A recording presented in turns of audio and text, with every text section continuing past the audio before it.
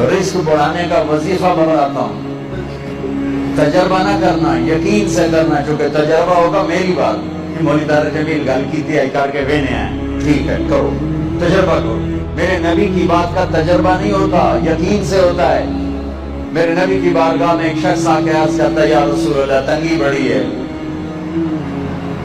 کوئی نسخہ دس دے، اريد ان يوسع علی رزقی، تنگی بڑی ہے، کوئی نسخہ دس دے، میں قربان جاؤں۔ میرے نبی کبھی بڑے بڑے وظیفے نہیں بتاتے تھے جیسے آج کل کے پیر بتاتے ہیں، بڑے بڑے ہزار اتنی دفعہ پڑھا ہے بیٹھے، اتنے ہزار ہے اتنے ہزار ہے۔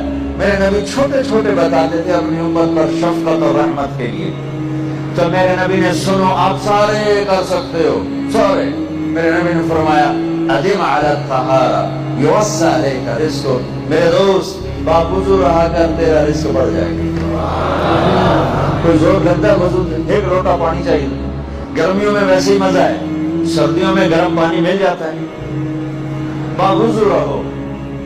جس دن میں نے یہ حدیث پڑھی تھی، آج کوئی 30-35 سال ہو گئے، اس سے لے کر آج تک اللہ نے مجھے وضو پہ ڈال دیا۔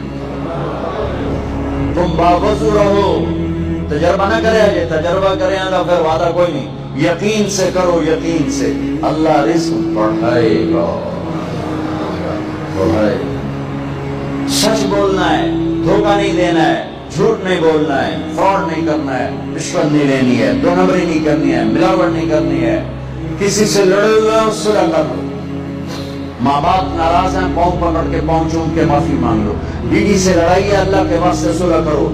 میاں بیوی کی لڑائی کی صلح اللہ کو اتنی پسند ہے، جب میاں بیوی لڑ کے صلح کرتے ہیں تو اللہ ان کے پچھلے سارے گناہ معاف کر دیتا ہے۔